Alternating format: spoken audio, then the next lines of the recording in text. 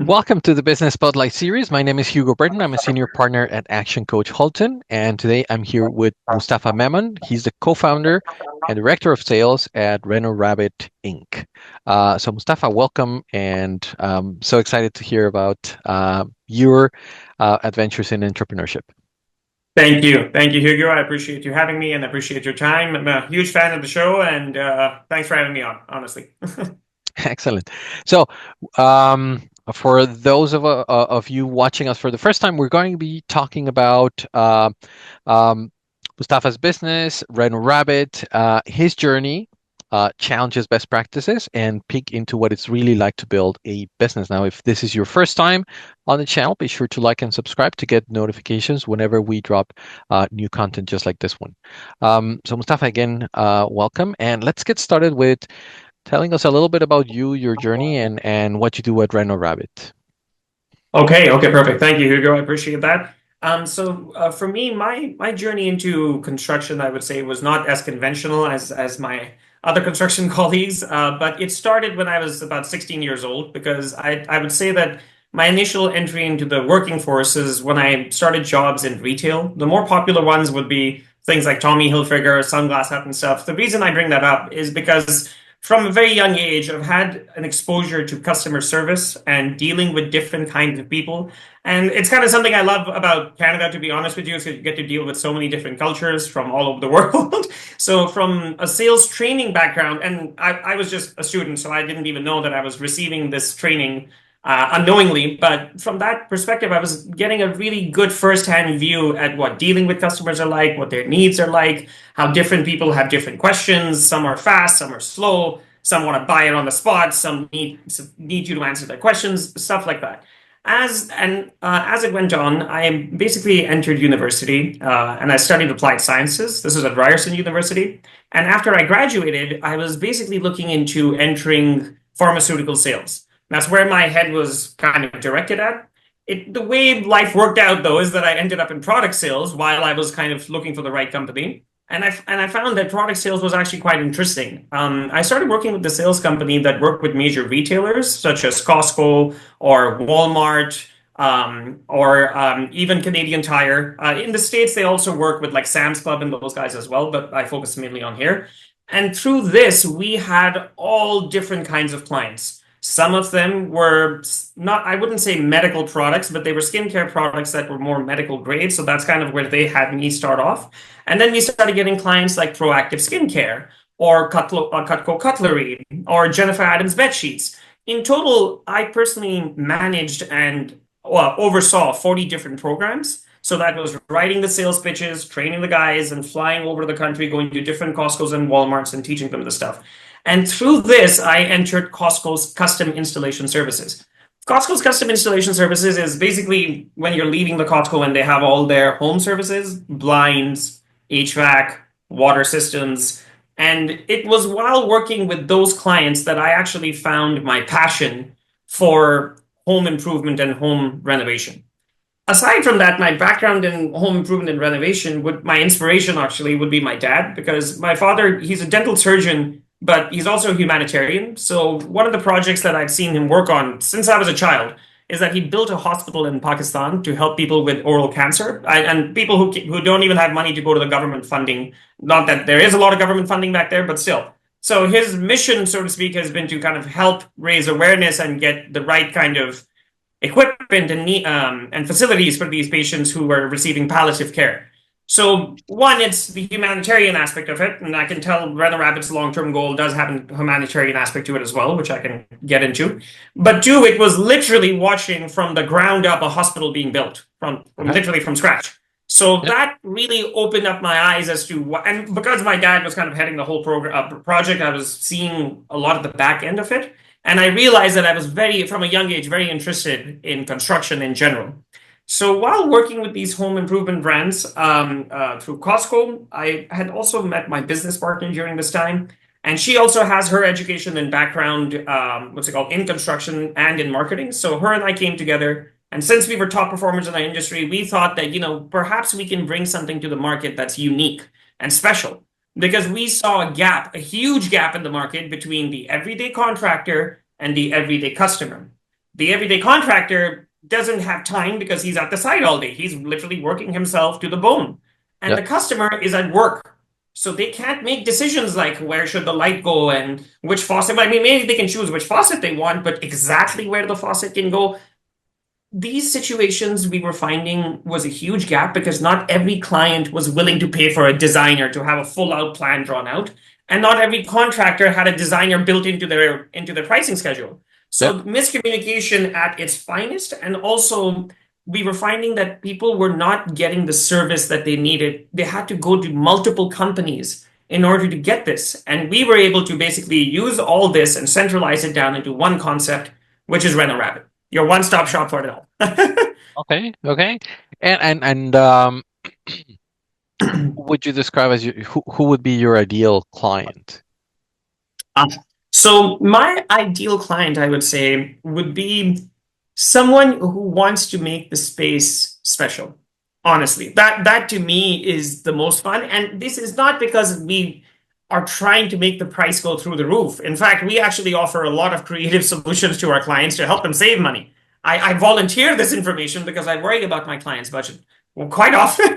However, if my ideal client 100% is someone who is trying to make something, usually something that they're going to be living in, or maybe even their business, because there's a level of care. And with that care, I kind of reciprocate with empathy, and it kind of makes the project have a lot more meaning rather than build me a basement unit because I need to rent it out next week.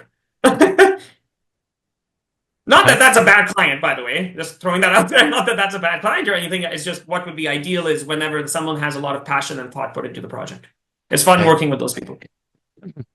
Now, um, I think you've described a lot like how you are different from other players in the market. So I'm interested in terms of how you communicate that. So let's talk about your lead generation channels. Like, what are some of the marketing that you're using to get Yes. into those conversations with your ideal clients? Excellent question. Okay, so as I mentioned, because I'd worked with so many different vendors and clients, it gave me a lot of exposure to so many different tactics and approaches that different companies have used. And the beauty was that I had their resources at my disposal to try to figure out how to sell their particular product to their particular audience. Now, in doing so, I was exposed to a lot of different ways to use the same products that everyone uses, such as Google, which we're actively using, Meta, which is Facebook and Instagram, and then not as popular sources, but I do think these are up there, which is Homestars, which is a really popular one, which is essentially where a lot of people can go. It's a recognized platform, and the reviews are all what's it called? They're all vetted, so they make sure that they're real and all that stuff. So people can leave reviews about contractors, and that way the person knows what they're getting, and you can even leave reviews about clients, stuff like that. So Mhm. you can even advertise through Homestars aside from just being on there. And then there's guerrilla marketing.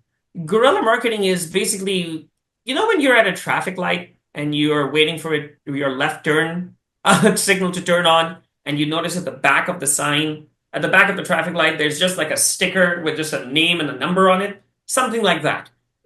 There's conventional marketing where you can mail the flyers or do door hangers and stuff, but I'm talking about clever ways to catch your audience's attention, to make Mhm. them look in your direction, at least just to push them towards your website, because that's what the whole new world is about. Push them towards your platform however you can. It doesn't even matter how long they stay there sometimes, because you're just trying to get more clicks, more reviews. So if there was any advice I would have to give is that don't try to turn every person you're reaching out to into a sale. That's not the goal at first. The goal is exposure. The goal is clicks. The more you're getting better at that, the genuine leads will follow in suit. Mm. So that's kind of the broken way to look at it, so to speak, where you kind of have to unintuitively not go after the sale and the lead, but go after more clicks and more popularity and more people coming towards your website, because that in turn will work with the algorithms in the platforms you're paying and push you further without you throwing money into it, so to speak, right? Mhm. But yeah. Mm. Okay. So to answer Okay. your question, Google and Meta would be the primarily and guerrilla marketing for sure. And that's really interesting. So tell me a little bit about like what are some examples of the tactics you're using in guerrilla marketing?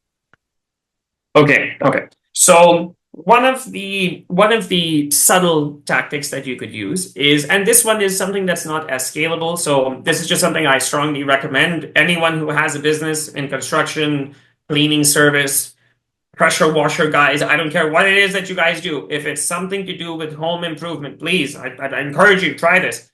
When you go to someone's house, of course, you have to make sure that your customer service is good before you do something like this. But Hmm. when you go to someone's house, knock on the neighbor's door, make sure you're well dressed, make sure you're presentable, and very politely let the neighbor know who you are, that you're going to be there for X amount of days. They may or may not hear some noise, and that you just wanted to stop by and let them know. And if there was any concerns, that they can let you know directly. So that way, the neighbors know who they can talk to, and you're letting them know the kind of person and company you are.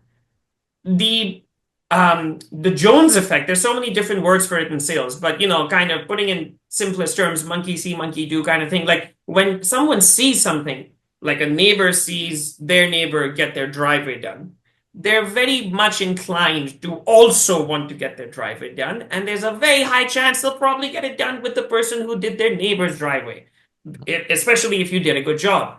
But it doesn't matter what service you offer. Just this little bit of free marketing that you could do that is so powerful, because you are at their neighbor's house. They can talk to the neighbor after you leave. They will talk to the neighbor after you leave. So it's your if you are good at what you do and your clients love you and leave good reviews like ours do all over our website. It's on our home stars, on our Google. We have the highest ratings you could possibly have. Why? Because we don't run away when the job is done. We stay there. We're not trying to annoy the person, but we're letting them know, hey, look, we're not in a rush to leave. We want to know. We check in with them regularly after, because we're not scared of what the answer is. If there is an issue, please tell us so we can fix it. And then tell your neighbors we fix it. Okay. Okay. But that would be something that I noticed that almost no one does, which I think is a huge opportunity missed. Okay. They kind of just wait for the neighbor to walk up to them, from what I've seen, which Yeah. which happens, which happen. But imagine if you were doing it actively, you would exponentially grow your lead base by a lot, by a Yeah. lot. Yeah. You're triggering that word of mouth, which is fantastic. Correct, correct. And rather than the Um, fly, they met you in person.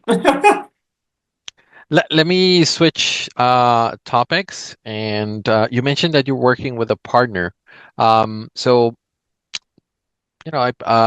some within the audience may be solopreneurs, others are thinking about starting a partnership. Yes. So tell me about the partnership and how have you made it work? How do you split kind of the functions and make it a powerful partnership? Excellent question. And I like that word that you use at the end. Powerful partnership. It's the answer is right there. The thing is that a lot of people, what they'll do is, and I'm not saying there's anything wrong, I'm not judging, I'm just from my observation, is that they'll partner with someone from their family. They'll Because they're thinking, who can I trust? This is a very logical, intuitive thought process. You don't want to do business with someone you trust.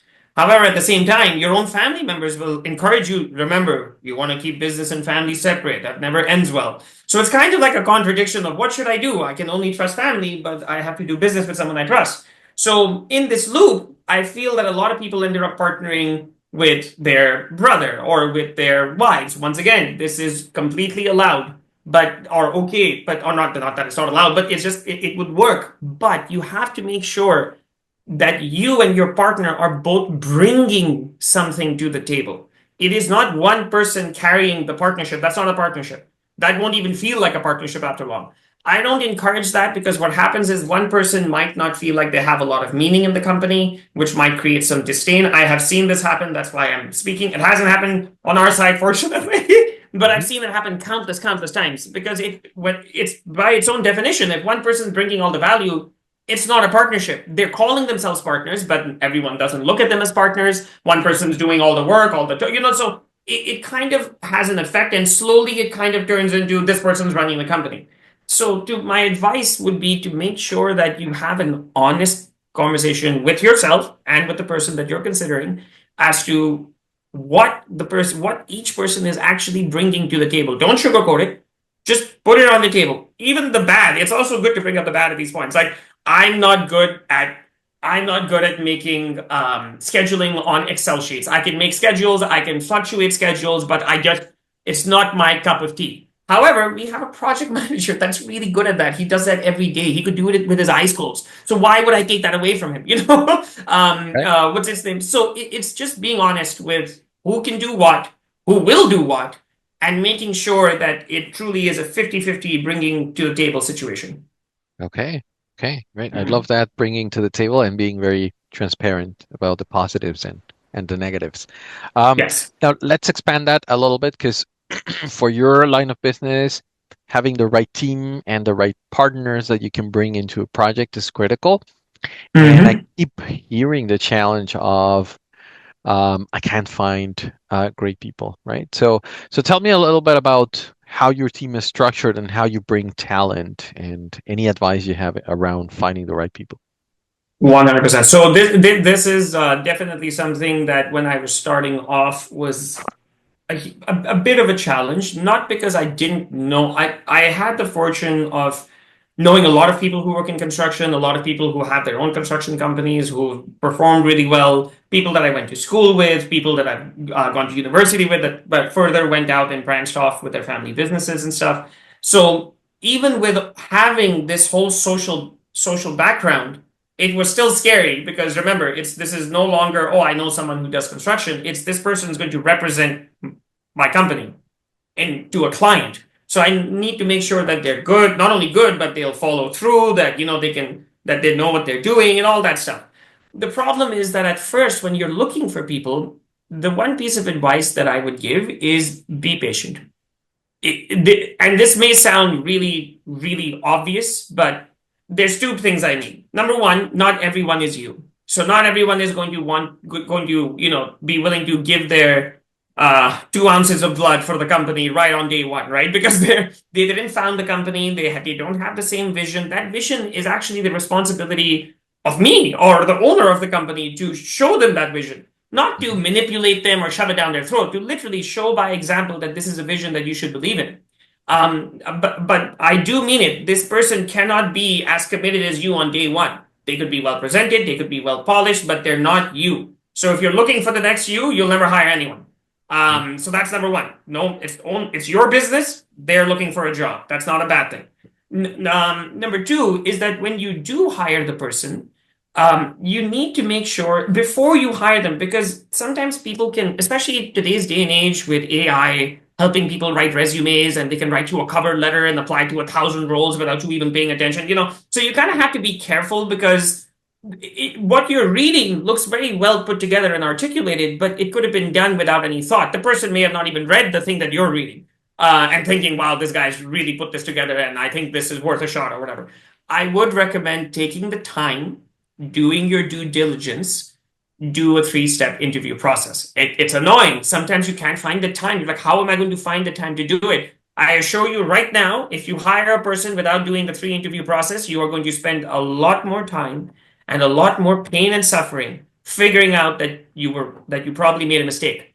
It's just better to do that process. And even if you're wrong, at least you know you did the 3 steps. What's it called? No one you can't be right every time.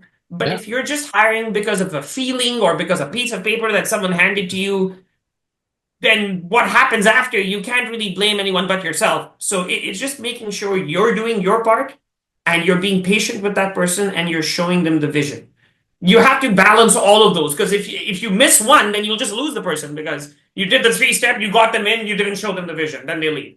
You showed them the vision, you didn't do the 3 step, you hired somebody, they don't know what they're doing. So you have to make sure you're being consistent and patient on all fronts. Okay. It's not Oh, easy. It's not I, easy. yeah. It resonates. At Action Coach, we have it's called the 4 hour interview process. It's not 4 hours, but um, and sharing the vision and the mission and seeing how the candidates relate to it is a Mhm. critical piece, right? So, which requires a lot of work from the business owner, but they need to share that if they want a team that kind of aligns. So, um, let me switch back because I know that your experience in sales prior to starting was very relevant, and you mentioned something about, I guess, two things I wanted to get your perspective. One is that kind of profile we all have, right? So people may need a lot of details, some others make decisions right away.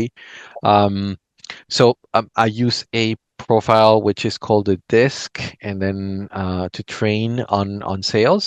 But would love to Mhm. get your thoughts on in terms of how the sales process changes based Mhm. on that profile. Yes. So basically, this is a really, really good question because if a person, a salesperson, and I think to some aspect, almost every role requires some degree of selling if you're interacting with clients, unless you're in the back end role where you're literally like, if you're the accountant or doing IT where you, and some ITs actually do interact, but if you are client facing in any way, no matter what you call yourself, you are to some degree selling either yourself or the company. So it is very important to know, or at least give some consideration to the approach you're using. If you use a cookie cutter approach, you are not going to get the answer that the response that your job is going to get frustrating. Sometimes I see people when I'm waiting in line and someone in front of me just asks a very simple question, and the person at the other side of the counter is irritated or frustrated, angry, offended that this person, how could you be so, pardon my language, stupid for asking something like that? This is the person who's working, remember. So automatically, like I think in my head, why would you want to do this kind of a job? Like I know it's tough. I know we're all trying to do. Sometimes we do jobs we don't like, but I mean, okay, look, you're here. Might as well make the best of it. What's it called? And try to understand that everyone is different. Reno Rabbit is really based on this principle. You cannot use a cookie cutter approach for everyone. Even when I entered construction, just like every other project a program I've ever worked on, everyone's like, "Oh, this industry is different. You don't understand all that stuff." The problem is that the clients are the people have the same problems. Some people know what they want. Some people don't know what they want. Some people are willing to pay for a designer to tell them what they want. Some people want the cheapest thing, but want you to tell them everything. So if you are just a one type of contractor, for example, where a lot of people are like, no, I need approved drawings before I can even talk to you. I need a proper design before I can even quote you. I'm not giving you any numbers. Mm, They're losing a huge segment of the market. Why? Because they're not even thinking about the question you just asked me, that you should change your approach based on who you're talking to. Why? Because it doesn't mean they're a bad client or it doesn't mean they don't want to do business with you. It just means that they're at a different point in the sales cycle and they need a different approach. So, for example, if I like in field sales, we get to experience this a lot, but even in construction, we have to go to people's houses, and depending on who you're speaking to, easy way. If you're talking to someone older than you, like if you're talking to an elderly person, I always think of my grandmother. She passed away last year. God rest her soul. What's it called? But I even till now I would still say, yeah, I think of her when I'm talking to them. Not because I'm trying to be manipulative or anything, because I'm thinking how patient would I be with my grandmother? What respect level would I talk? I wouldn't take out my phone in front of her. I wouldn't try to speed her up because look, I have something to do. Hurry up! I need to get out of here. I wouldn't do that. And people who are elder, they might be slow, but they're smarter than people younger than them. They've lived longer than us, so they can sense these things. They may not be showing it, but when the salesperson might think, "Oh, I'm fast, so therefore I know more than this slower old person." But I assure you, there's a lot of wisdom in these people, so that's why they can sense a salesy approach versus someone who genuinely cares. You can't fake that. So that's why I think mm, of my grandmother, because I wasn't faking it with my grandmother. I genuinely cared about her, just like I care about my clients. So, versus if you're talking to someone, he himself is a business owner or a doctor or a CEO, someone who is very go go go, knows what he wants, knows what he's talking about. If I start going into a slow sales pitch and talking to him in this tone, I will be able to physically see his heart rate go up because he's going to start looking at me like, okay, like he'll start doing things like, look, I don't have time for this. mm. Okay, you're telling me things I already know. You're taking up my time. I already know what I want to buy. Sometimes he'll even cut you off and say, Mustafa, like, please just I need, and I already know before it can come out of their mouth. I know what they mean because I've trained myself to understand he doesn't need words. He just needs the price and the dotted line. That's all he wants from me. He's not even Okay. going to argue. Just give it to him. Why would I argue with him? Like, just here. What's it called? So it's just understanding that so you're not losing opportunities and getting frustrated with your audience versus understanding your audience. Yeah. Go with the Um, flow versus trying to beat a river into submission. It's yeah, easier. and the adaptation I completely get, but the great value I'm getting from what you're sharing is that identifying that person, right? And um, I love the grandma profile, right? So that triggers in us, okay, this is how I should adapt, right? And I love that because then you can have these profiles and say, oh, this is who I should be in this interaction, right? To show Yes. respect and to be effective with this prospect. Love that. Yes. Mhm. So we're going Thank to you. start wrapping up. I'm going to ask you a couple of quick fire questions, so almost 1 or 2 words. Mhm. Um, what is the key to success to you?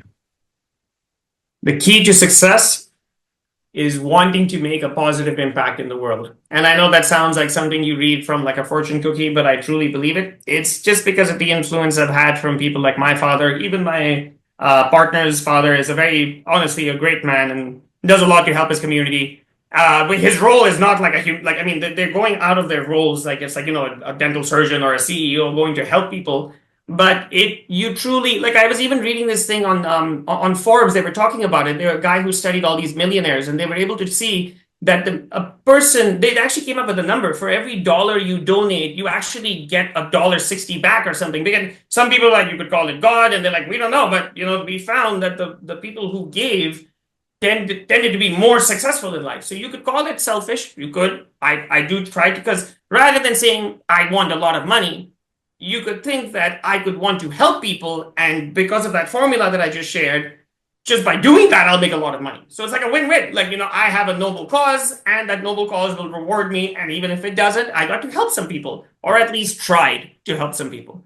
It's a better motive than money, because the problem with money is you'll never have enough. It's too shallow. It's too limited. You could have a goal such as I want to build a building, but then you could build a building. Then what? What's Yeah. it called? So Reno Rabbit's goal is to work collectively, because right now my partner is studying for the HCRA courses, so she's almost done. And that would mean that that's when Reno Rabbit becomes official licensed builders in Canada, so we can build larger structures. And Okay. our long-term goal is to build affordable housings for Canadians. It's not the stuff I hear on the news about, I don't know what these guys are talking about, but let's just actually build a housing. Let's figure that part out. I will go after them for funding if I have to. I don't care. And say, you guys give us the money. We'll figure it out, because this is what you guys are doing is taking too long. And there's too Yeah. many tents all over Toronto. It's not where I grew up, and all of us want to fix it. No one Mhm. wants this to happen. No one is judging those people or anyone that's in that situation. We all collectively want to help. I know this. Anyone I talk to is willing to help. Yeah. So I thought that Reno Rabbit should be that cornerstone. So sorry, a bit of a long answer, but going back to your question, the Okay. key to success is trying to have a positive impact in the world, because the world will pay you back. Love that. Okay. Um, what would be your favorite resource or book that you would recommend to a business owner? My favorite book would definitely be The Simple Investor. I know that people have probably said that a couple of times, but for someone like me who, when I started getting into, I would say, the workforce, or more into starting my own business, even way even further back, that book can sincerely help someone with their patience and trying to understand the psychology of how you should approach things. I don't want to go too much into talking about the book, but Okay. it's definitely something that's helped. Another book that I would strongly recommend, this is more on the sales side, love this book, is Dance of the Rainmaker. It is Okay. one of the, like, I cannot, like, anyone who's a salesman listening to this, read it. Read the first page, and you'll know a salesman wrote it. Like, from one salesman, like, you literally be after page one, you're like, huh. He pulls you in so quickly, but it's good, because even the name of the book, Dance of the Rainmaker. The Rainmaker was who? A guy who came and would dance, and everyone would just, give him money because they thought he made the rain come, but he was a salesman. But it's a beautiful, beautiful book. I strongly recommend it. Awesome. Perfect. And Mm. if you had to choose just one area of your business that you could magically improve overnight, which area is that? More equipment.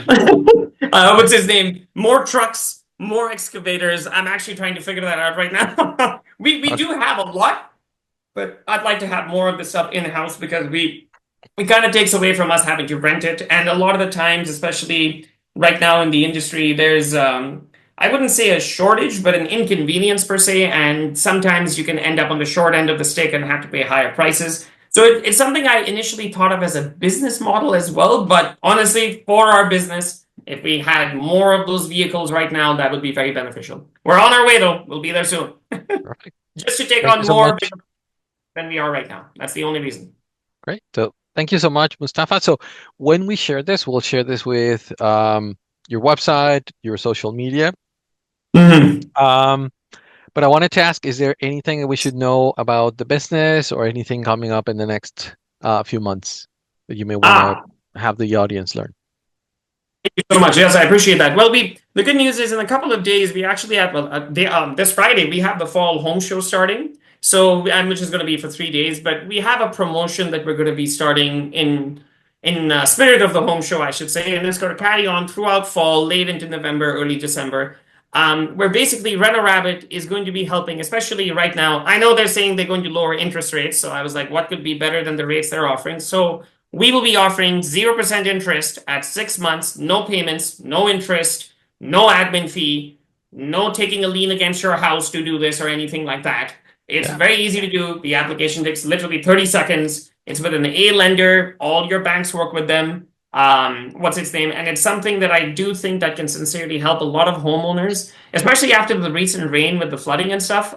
Something I just want people to know, or with winter coming up, if there were any renovations that you guys had planned. And one thing that good is about Reno Rabbit is we do not work with random crews. We know every single person that we are going to be sending to your house, which is why we know the speed of how quickly we can make your dream come into a reality. So even if it is a late winter project, trust me, we can have it done to you, ready for you before Christmas, Mhm. unless more people book ahead of you. Right. But yes, definitely 6 months, no payments, no interest, guys. It's going to be on our website, and the best way to find it would be through our Instagram page, Reno Rabbit Inc., or our Facebook or our YouTube, which we're going to be adding videos to soon.